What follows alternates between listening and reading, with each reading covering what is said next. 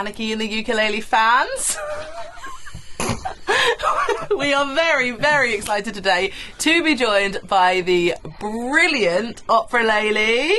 Hello! Yay! Thank you so much for joining us, guys. Thank you for having us. It's very excited. We've been hanging out now for probably an hour and a half, and very much our kind of people. Like, I think I'm meeting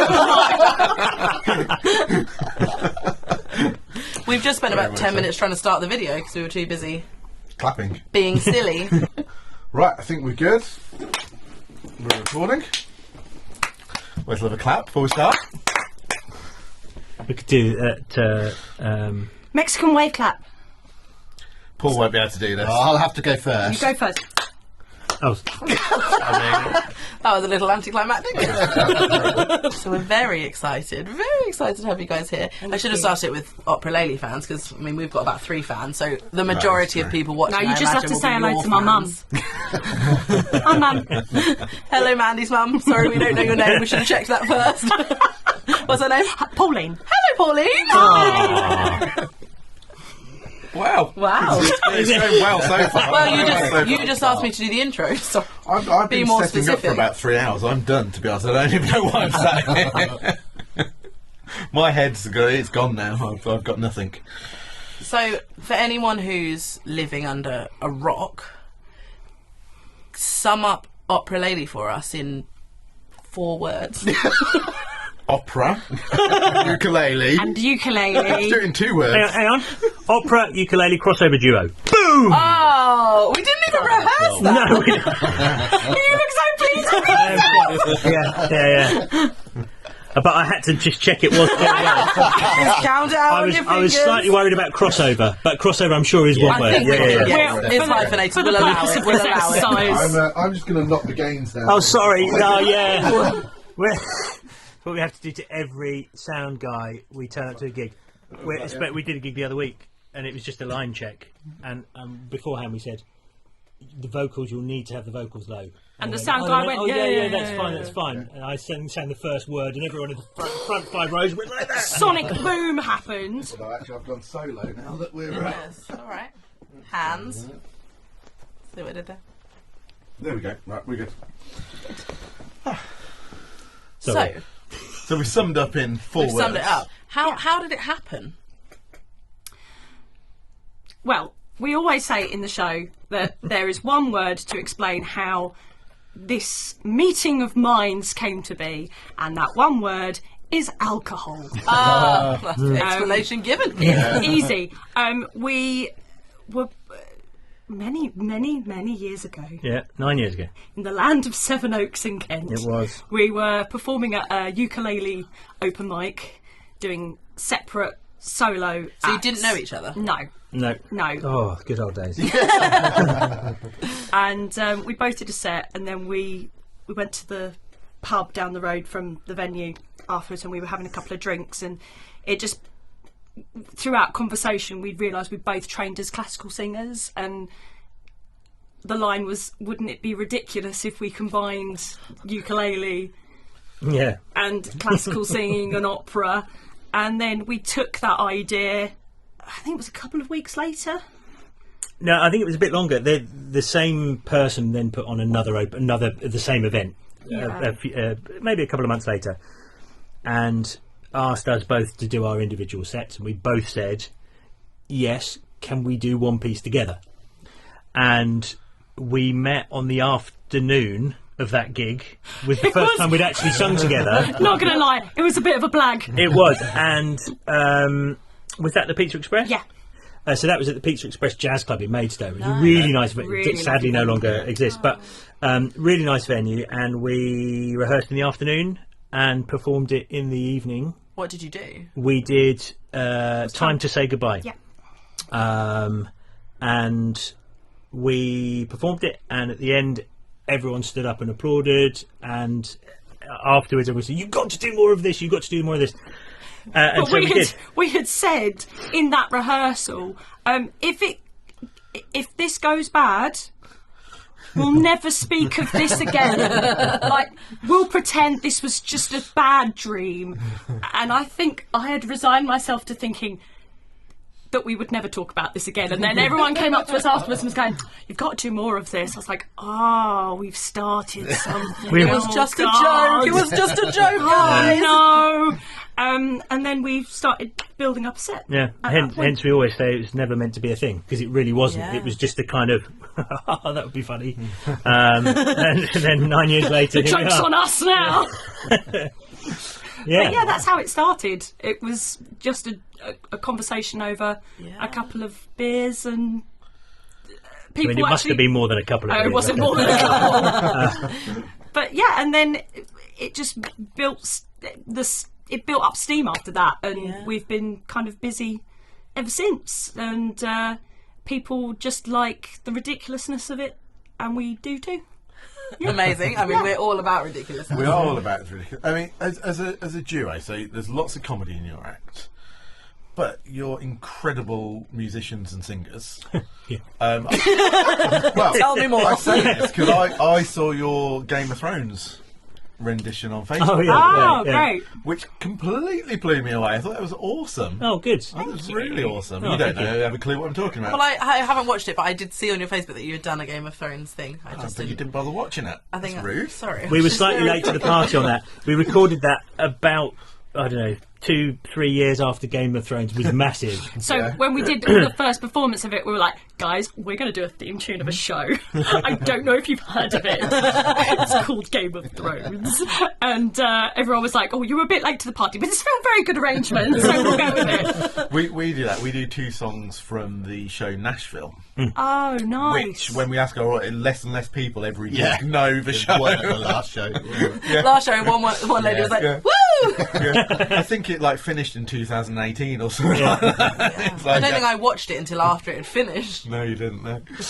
But so we know what that feels like. But Yeah. as musicians, how long have you each been doing what you do? I mean, like you say, you've trained classical singers, which is it's like being a vet. You don't train to be a classical singer in 2 years, do you? It's Maybe I lifelong. should have trained to be a vet. Yeah, you should have And done. while singing.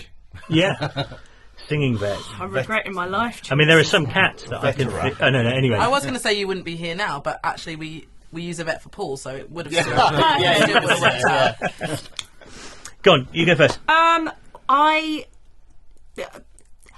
basically, when I was growing up, I wasn't academic in any way, shape or form, and I think my mum and dad were concerned that I was also quite shy, as you can tell, very shy and retiring character. And so mum and dad made the big mistake of saying, well, you should do you should go to drama class and all of this, and suddenly this came to be. But I also found out that the only thing I was really good at was singing. And I started singing lessons when I was quite young, and then I thought, oh, let's make something of being an opera singer. And I got into Goldsmiths University of London, and I did an undergraduate course there in classical voice, which was really wonderful, apart from being told that I'd never really make it in opera.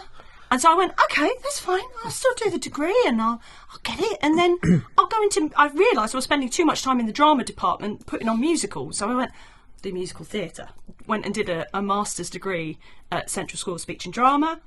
And and then got told, you only make it in musical theatre if you're triple threat. I can't dance. So I was like, okay, I can't do that.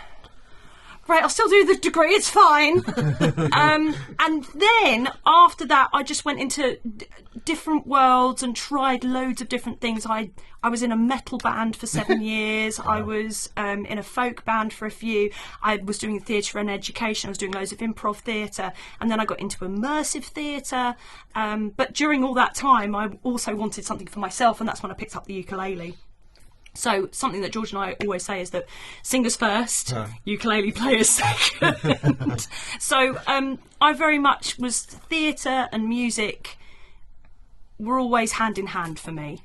Like all my work's been the same, and I'm still doing it now.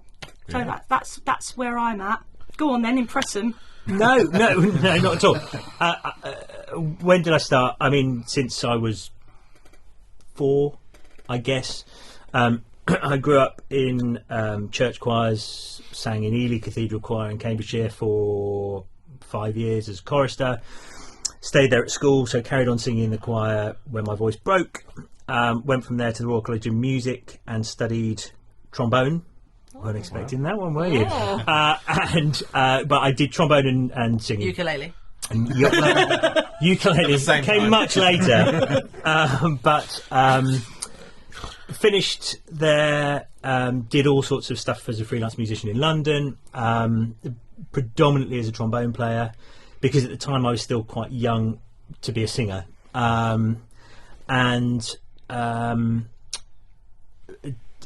Done all sorts, worked on cruise ships in big bands, jazz stuff, film session work, choirs across London as both church choirs and Did you have stuff got a like trombone that. with you today now? I haven't actually, no. You'd be It's a surprised good the thing. amount of times where someone will say, Well, "Oh, you play," and he'll have it in the back of the car. We got a P-bone. Well, we Oh, did have it. okay. We got rid of that, yeah. Oh yeah, okay. Yeah, unfortunately. So yeah, all sorts. I was one of the musicians at Shakespeare's Globe Theatre for 10 Oh, years, wow. and did lots of touring with that. And then bumped into Mandy, and it all kind of Went wrong from there. changed. This is the height of my career. This is the low point of it, basically. But the reason I started playing ukulele was because for one of my shows at the Globe Theatre, I had to play Renaissance guitar. Renaissance guitar is a 4-course instrument, which one of the tunings is the same as you would tune an 8-string tenor ukulele. Right.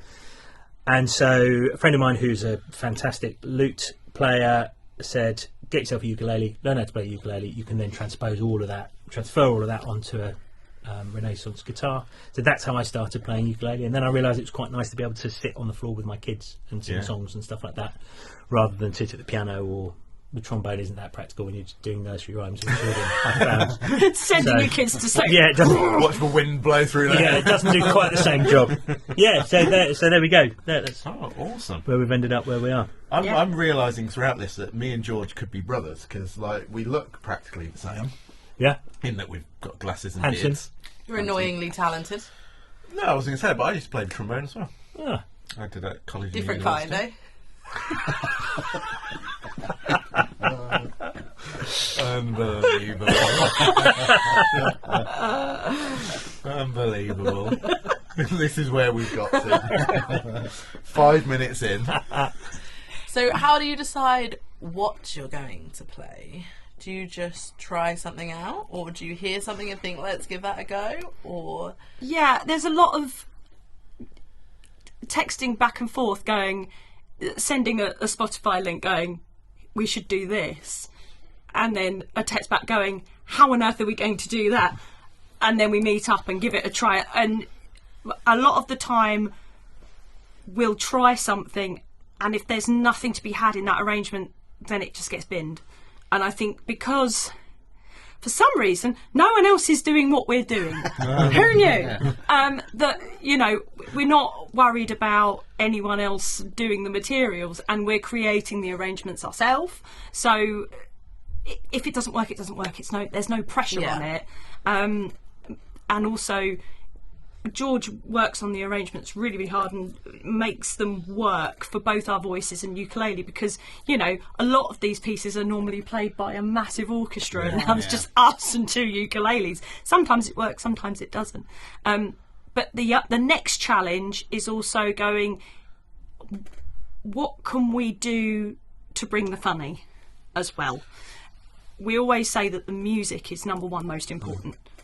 We don't want to take the mick out of the music, because that music is really important to us as singers, as performers, and as our past. But is there a way we can inject a bit of humour into it while still singing those songs properly and legitimately? It wouldn't be funny if the music wasn't there. Yeah. So the music has to be at such a high standard, because then the funny stuff seems funnier to me. Yeah, like it's important that we get the arrangements down first, and that they're solid and we're confident in that. And of course we're singing in different languages as well, so making sure the pronunciation is correct and all that. Pronunciation.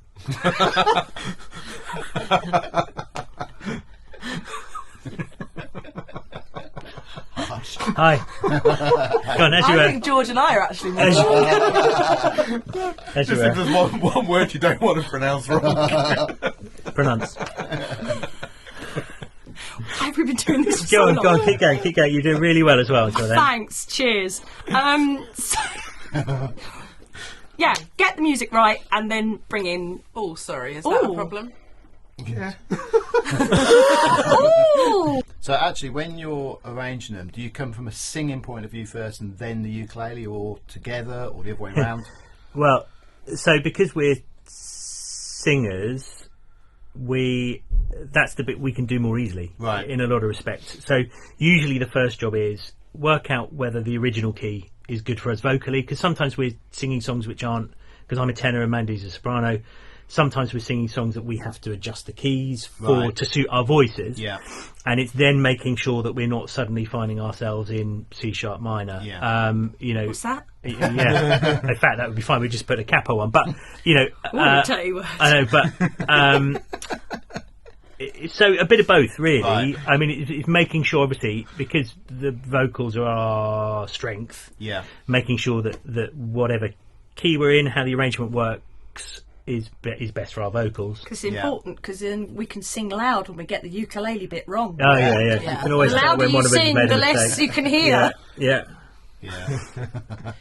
Have you ever taken something you thought this is never going to work, and then it's like one of your favourites?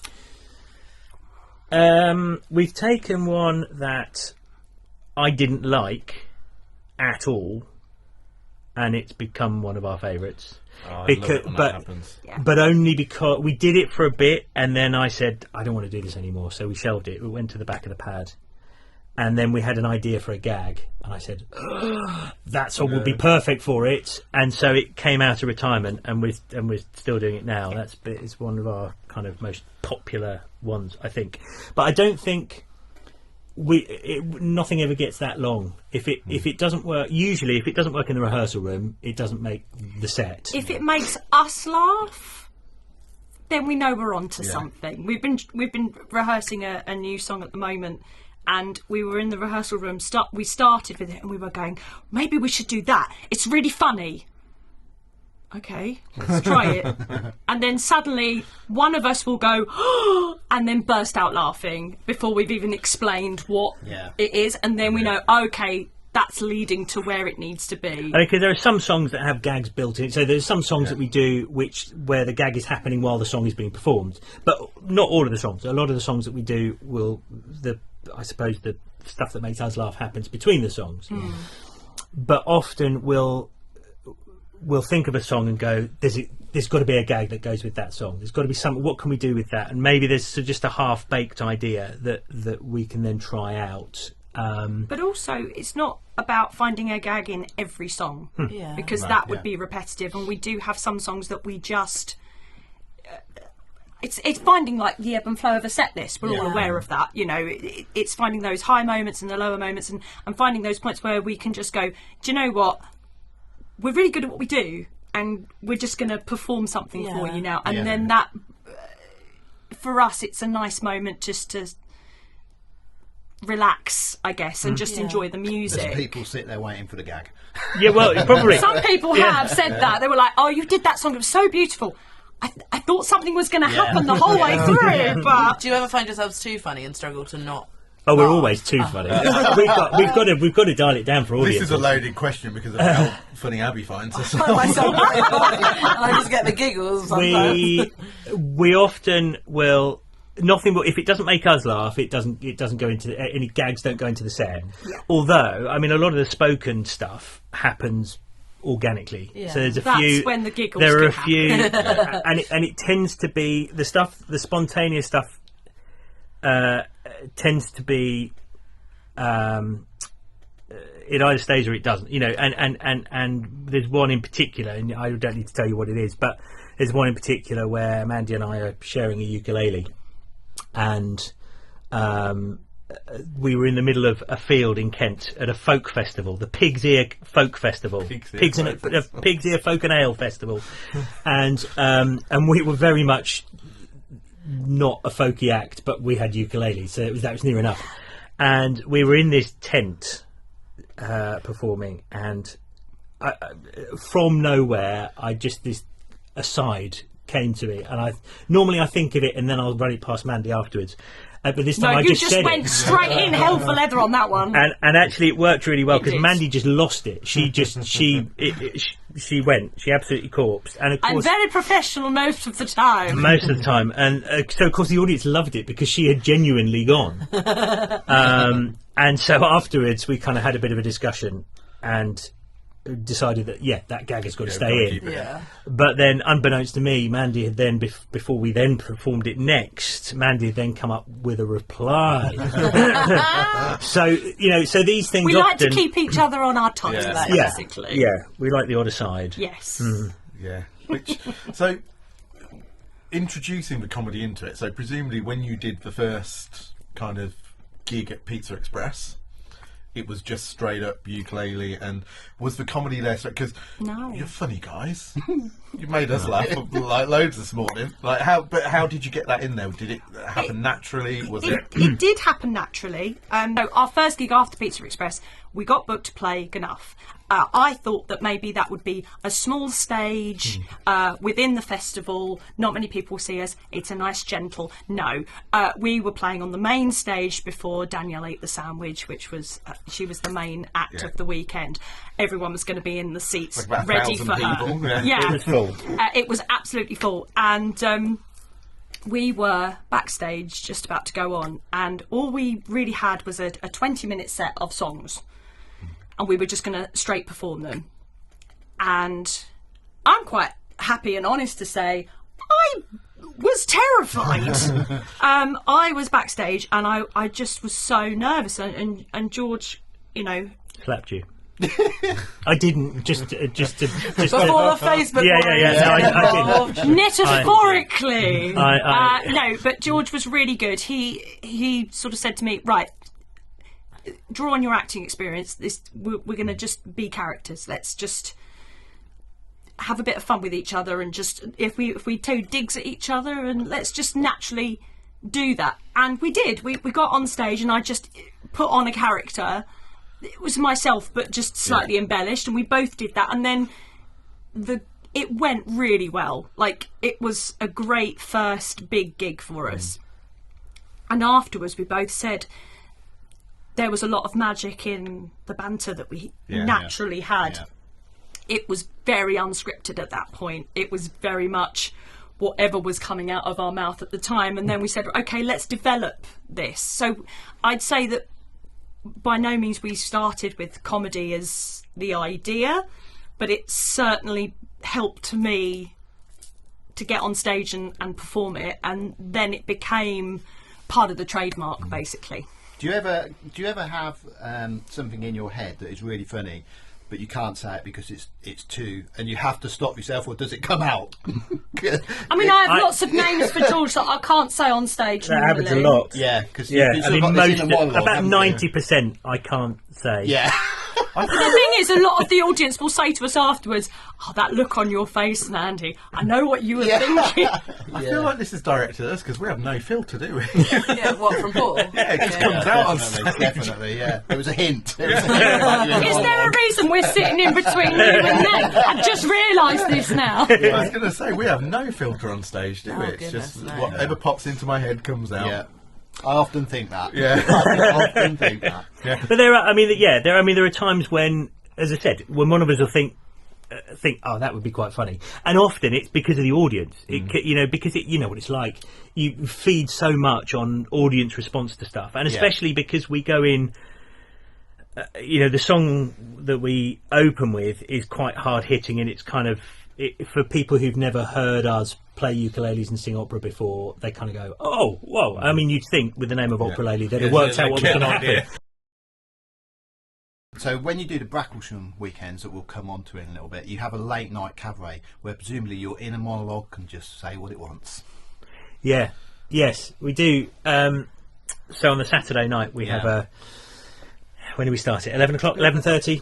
And it is. Well, you guys will be expected. You guys will be expected to join in, and it is advertised as over 18s. Anything goes, and it really is anything goes. I don't think you should say that to me. No, well, because you might after this you might say actually not anything goes. Well, I mean, I think after we performed, we often don't perform. Well, we very rarely perform as Opera-lele in that because we're just too busy doing everything else. Because we're running everything else. Where, however, in March, our event just gone on the Isle of Wight, we did perform something a little ditty which I wrote. Which will never be performed again. There is no. We say strictly there is no videoing of the late night cabaret at all, and things hadn't quite got as rude as they often do. By the time we'd put ourselves on last because we thought no one is going to want to follow it, and often it gets quite rude quite early. It didn't really, and then we went on. We came in like an absolute bulldozer. Yeah, it was a thing. Wow.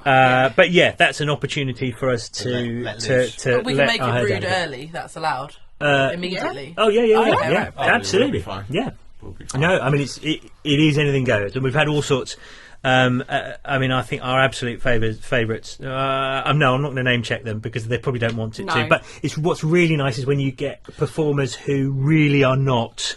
I'll tell you, rude. Can you Was tell it Phil Dolman? Can you tell us who your absolute favourite, and then I'll beep that bit out because it'll really annoy the audience.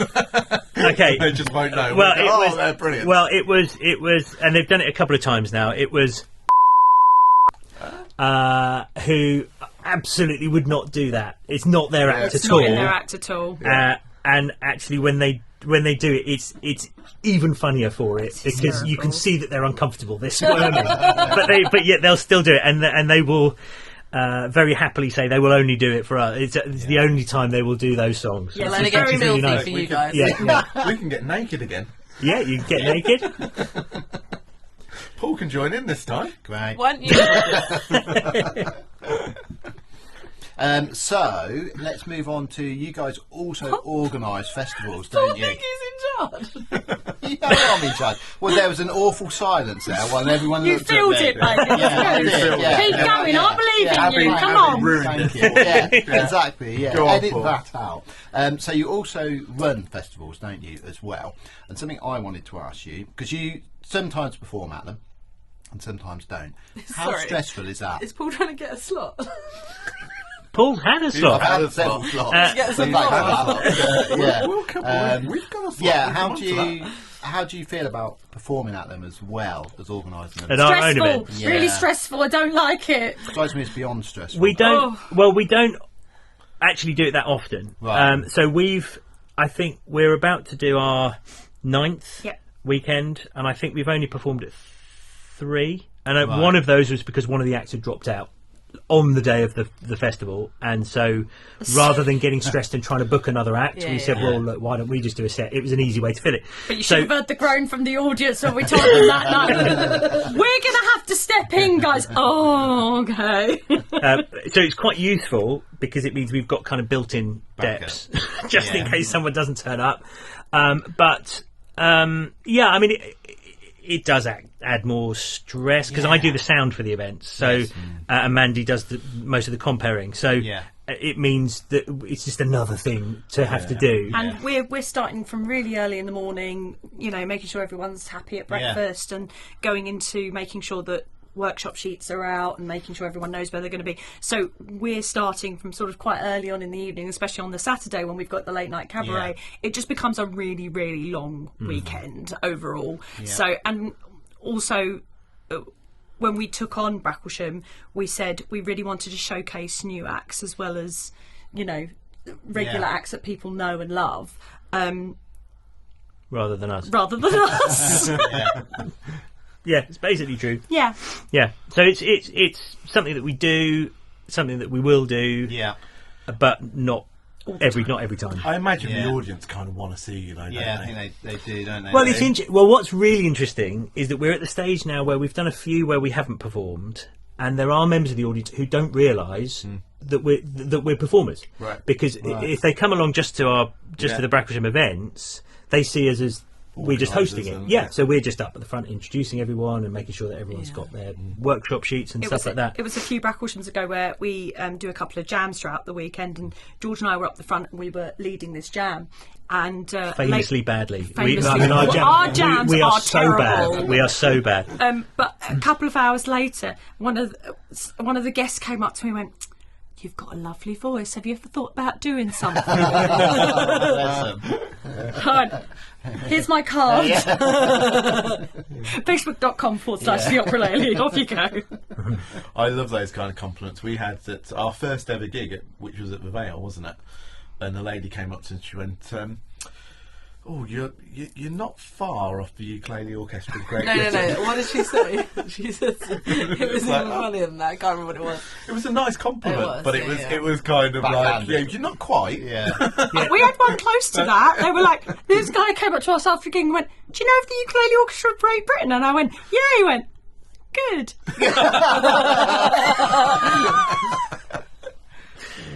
Yeah. I love those. Those I like those little moments we had after our Bracklesham weekend. It just gone in March. We were at the end of the weekend. We were sort of by the door. Shall I tell this?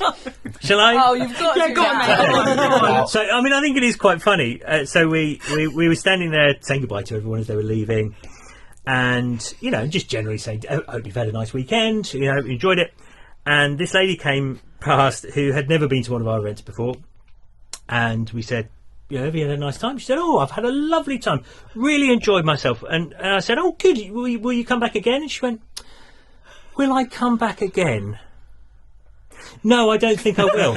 and then we went, "Okay, thanks for coming." That's the quote on the website now. So, but she just told us what a lovely time she'd had, and she really enjoyed that, and she'd seen that. Would you come back in? And it was that pause. No, would I come back again? No. So there we go. Great advert. Well done. We had a lovely time. She enjoyed it. So come and enjoy it once. I've got a question for us to ask that we never get to ask other people. Any ideas? No. Yes, I do know. Oh, go on, Go, Abby. Do people assume that you're a couple? Yes. Yes. I mean, we get that a lot. Yeah, I mean it's I mean to the extent that it's now part of our set. We actually talk about it in the set, and it's what's quite funny is when we're running Bracklesham, because as I said, some people don't know that we're even an act, and it's when people who've been coming for a few years will say to me, "Oh, I gave that to your wife." I was like, "So," but we've got to the stage where we don't even correct them anymore because it takes more time to say, "No, she's not my she's not my wife," and they'll go, "What? What?" Oh, fine, thank you. It's so funny because I think if we were two women or two men, nobody would make that. No one assumes that you and Paul... I mean, Paul tries his hardest. He tries. No one assumes that you Obviously. He really tries. But no, I mean, we've been best friends for years. Oh, I'm your best friend. Well-ish. I tolerate you. Yeah, you tolerate me. Tolerate is a word we use a lot as well. Yeah, okay, yeah, we tolerate each other. But, it is easy. Even with Ralphie and Freddie and Jessie, sometimes it's just easier. And they go, "Oh, your little boy," and I'm just like, yeah. Particularly if we're out somewhere. Who's got the curly hair? Me, but Well, we've had that recently as well. Since you've had your baby. Yeah, it was the first Bracklesham back after having Sophia. Everyone was coming up to George going, "Congratulations, son! Congratulations!" How is it with the little one? I was thinking, my son's 11. Yeah, it's fine. he's pretty self-sufficient these days. Sleepless nights? No, not really. Yeah, it's funny, but yeah, you guys must get that all the time, isn't it? Yeah. And people are shocked. They're shocked when they find out, aren't they? Shocked. Well, yeah. I mean, sometimes.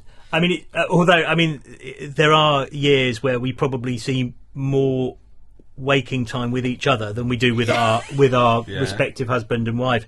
You know, it's when we're certainly during the summer where it's busy and there are lots of festivals and stuff like that. We're often on in the car and have more conversations with you.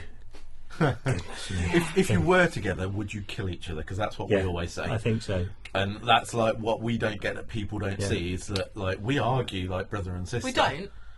They're arguing now. Trying for the joke. It was a joke. Paul was like, they're arguing now. Uncle Paul's going to break out.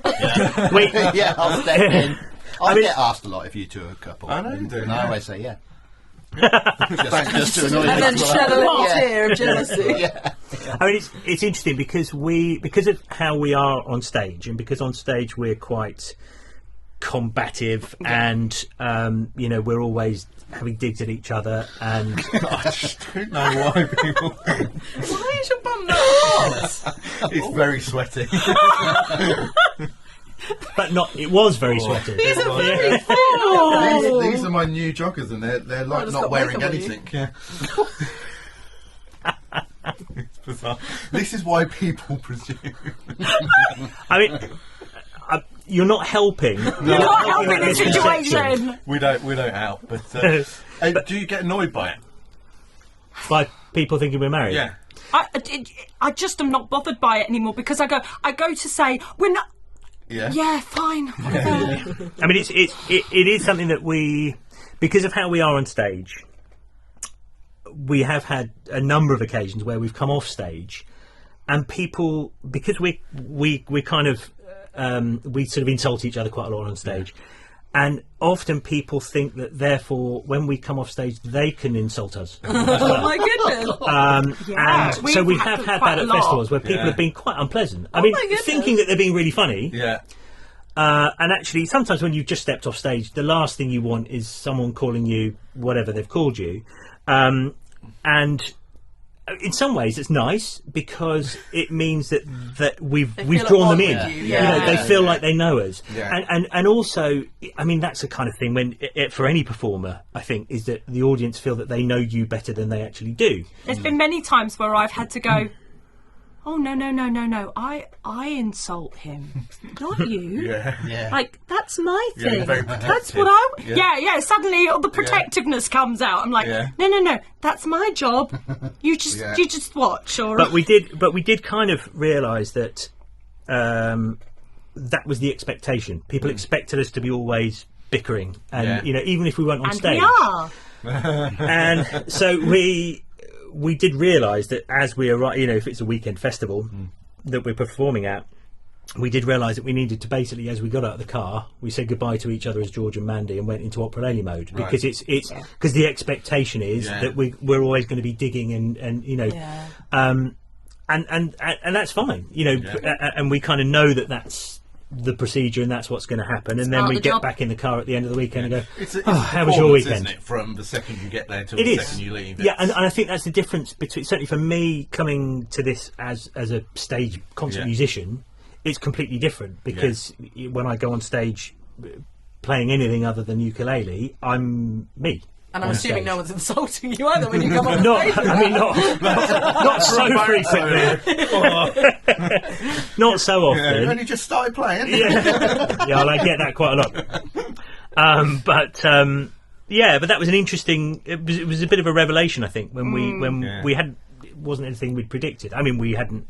As we said, it was never meant to be a thing. So it's kind of, we hadn't thought about how it might be. It's evolved with us. I guess as an actress, that's kind of a little bit more common to you. Yeah, and it's very much in my wheelhouse now, especially because I work in immersive theatre, where you're up with the audience all the time and you're bouncing off what they're saying to you.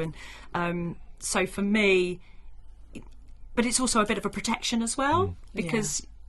But then I want to be, we want to be genuine with people, and we've made so many wonderful connections with, artists and punters at festivals, and there is, it's so cheesy about community, but it is a community, and it is, a lot of people who we see on the road are now friends, so as much as the digging to each other kind of stays present within a weekend. There's so many genuine connections that we make as ourselves. Yeah. And to hear people, you know, are inspired by what we do. We've had some people go, I never thought I'd try this genre on the ukulele, and after seeing you guys, I gave it a go. And hearing that kind of stuff is why we started Opera-lele in the first place, to sort of say, if there's something you want to play, you don't have to just play Wagon Wheel. Try something else, you know. And I've seen the scene kind of grow over the past couple of years, and a lot of the people we've met on the road have kind of made videos, especially over the pandemic. We saw people just trying so many different genres, and I think it made us as a community far more varied in terms of what we're trying now with the ukulele and seeing what's possible. It's already really varied. I remember having a conversation in the back of that minibus in Finland. What was it called? The Tropical Winter Ukulele Festival in Finland. I've seen. Right, so we amazing. We played there some years ago. I remembered that one.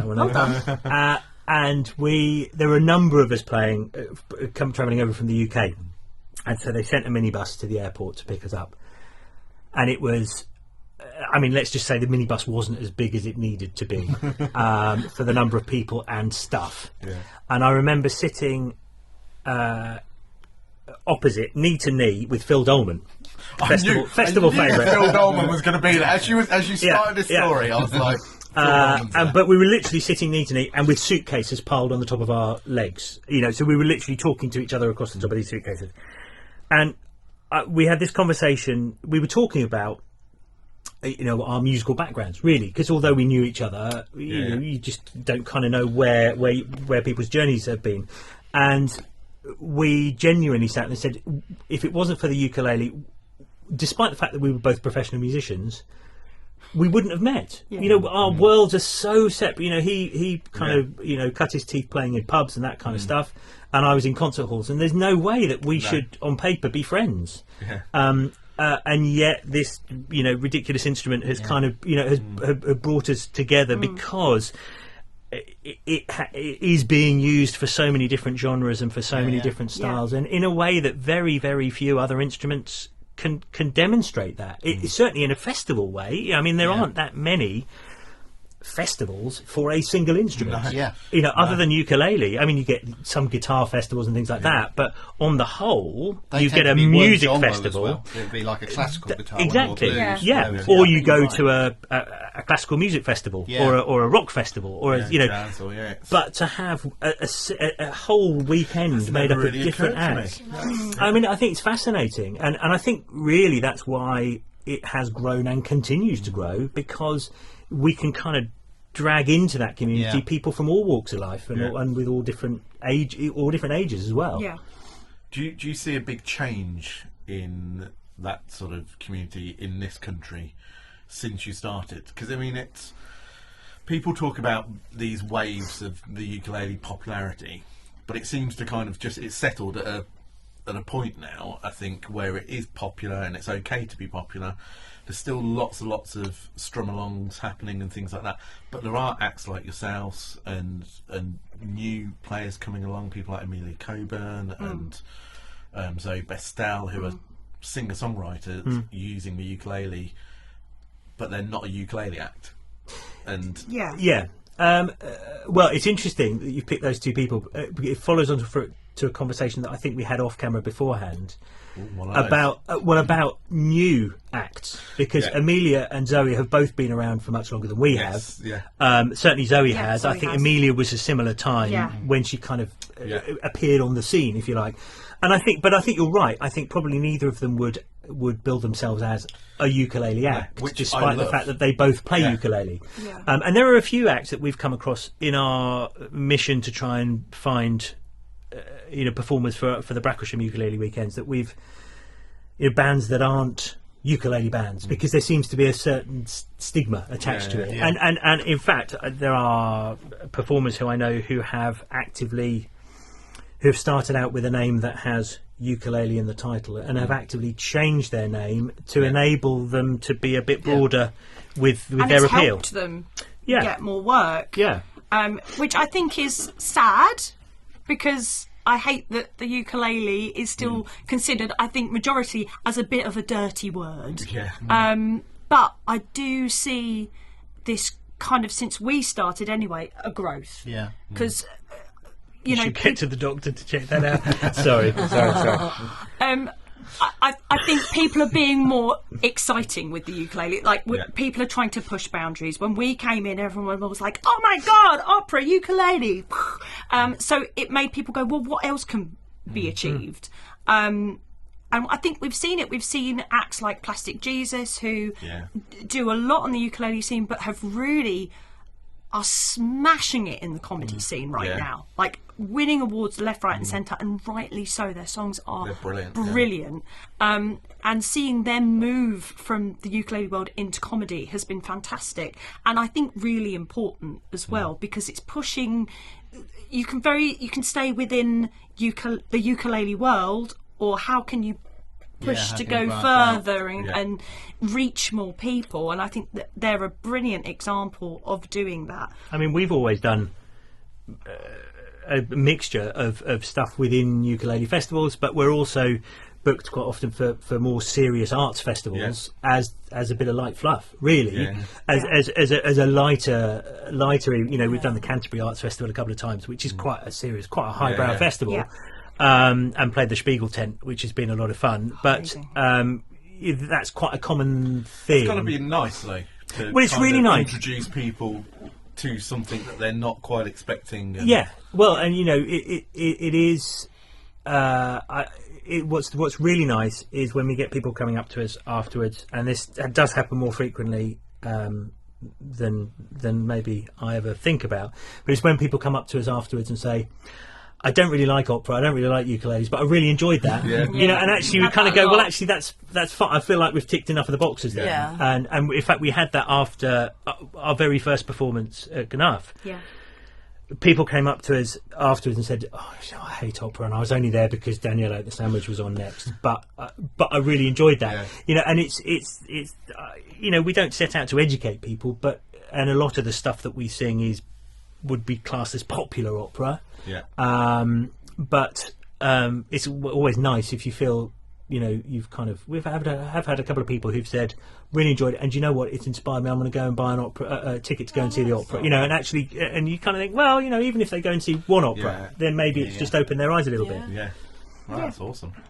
So, you do another double act, don't you, outside of the ukulele? Because we just can't get enough of each other. Are you sure you're not together? But tell us about that.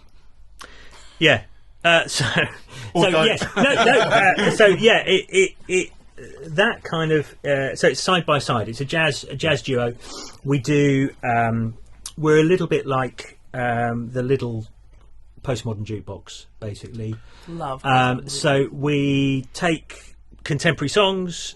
Well, not all contemporary songs, but mostly contemporary songs or pop songs. And re-jazz them, basically. And I play piano and sing. Mandy sings. And we, when did we start? Our first gig was October, I think. And we we tried something similar to it a few years ago. We were booked to do, it's another one of those gigs. We were booked to do a charity event. We were being paid for it, but it was a big charity thing. It was just after the end of COVID restrictions. And it was based in a rugby environment. And so once you piece together a whole probably 150 people who haven't seen each other for a year, and did they want live music and who like to drink, and Opera-lele had been booked as the after dinner entertainment, and basically we sang to ourselves on stage for 45 minutes, and it was fine. We kept kind of looking at each other and smiling and getting but they'd also said, "Is there any chance you could do some jazz before while people arrive?" And we said, "Well, we're not really going to do it on ukuleles, but yes, we could." So it kind of started then. That must have been back in 2021 or something. And then we didn't do anything about it. And then when Mandy started maternity leave, which was sort of April time, and realised that we didn't have any Opera-lele gigs in until the autumn, and Mandy was missing singing and performing. but obviously the opera was a bit more difficult from a physical point of view. So we said, well, why don't we get together and just try out some jazz stuff. And so we did, and then it kind of we thought, actually it's quite fun, and it was we kind of just did it for us, and we set ourselves the goal that we wouldn't have to travel more than an hour from home to do a gig, because then it means that obviously we can get home. We don't have to do overnight stays. We can get home, and so we've been pretty busy. Yeah, we have. Really. It's been a really nice extra to what we do, because with Opera-lele you're not going to be able to do certain venues, and we know where Opera-lele is comfortable and sits, and side by side is very much, we can go and do a background music gig at a golf club, it just be background, and we create the atmosphere, so it just becomes just another feather in the cap. It's quite nice. It's quite nice to do background music. Yeah. Because you're kind of aware that people are only half listening, and so it's quite. And when you're doing a gig, and you think actually they're not even half listening. Yeah. So let's try that new song that we talked about, but we haven't rehearsed it yet. And you can get away with it, and they'll still all politely do that at the end, regardless of how it's gone. Also, your expectations of the audience start at a lower place, so when they do react to you, yes. It's actually a bigger deal, because it's kind of like you're not expecting anything. So totally.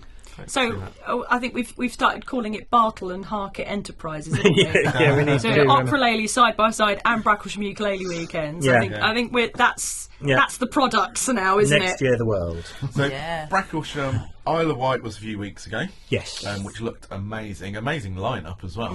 Yeah, we're all every time we come up with the next lineup, we always go, we're really proud of this one, but we're proud of all of them.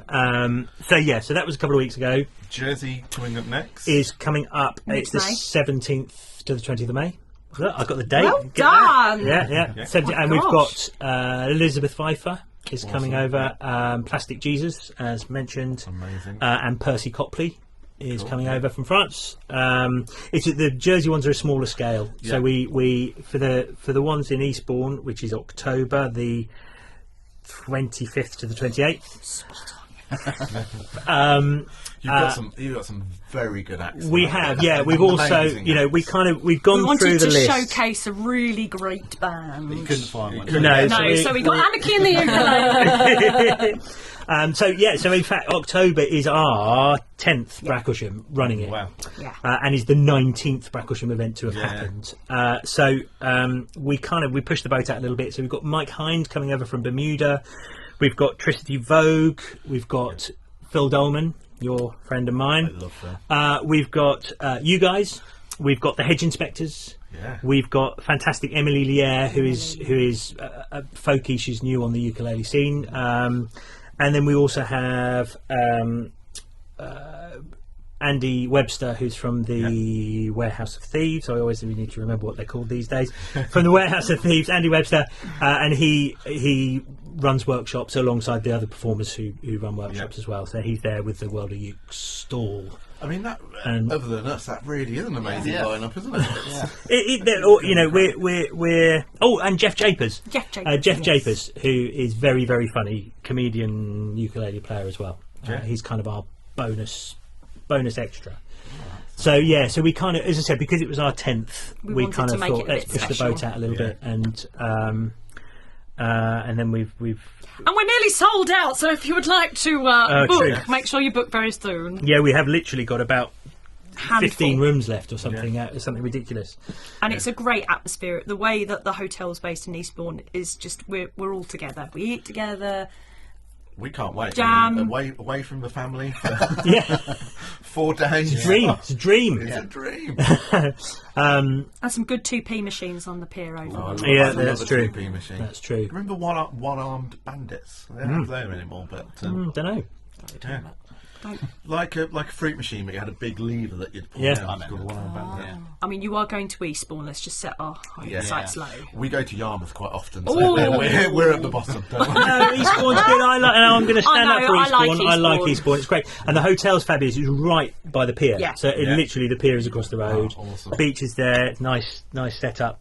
It's a nice. Yeah. We always say the hotel is kind of faded Victorian grandeur, and it is quite faded, but it's lovely. It's We really love nice. it. We It's love really it nice. there. So yeah, we can't wait for you to come No, and we be can't part wait. of the Bracklesham We can't wait, family. yeah. It's going to be great. I'm now looking forward to taking part in the late night session. Yeah, late I'm night cabaret. gonna have to get a nap in. You're worried about that already. We'll work that in the schedule. Yeah, we'll Yeah, get that. thank you. You'll be Afternoon fine. nap. Yeah, you can have a nap. But you'll be Well, I know fine. that George likes to go to bed early too, so Yeah. I feel like Yeah. Well, Yeah, that sounds a bit weird. not entirely sure what's being suggested George! here. You can have oh, a. we can work Is it going to be car keys car keys in the bowler's been in a going? ukulele. Is it that kind of weekend? I didn't know we'd signed up. Could be. No! Tickets have just sold out. Or there's a pile of returns.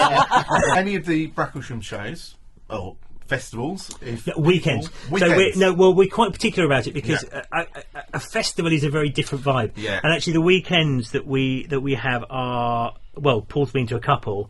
You know, we love the fact that everyone's in the same place because everybody stays in the same hotel. So the performers are there, rubbing shoulders with the punters, and it's really nice. Sorry, I shouldn't say punters. Scaring should I? Abby now. I mean, Yeah. making I don't want anyone to rub my shoulders. Just put it out there. Please But don't it's- touch me. But it's lovely. It's really, really nice, and our audience really love Can the you have fact. that on a t-shirt?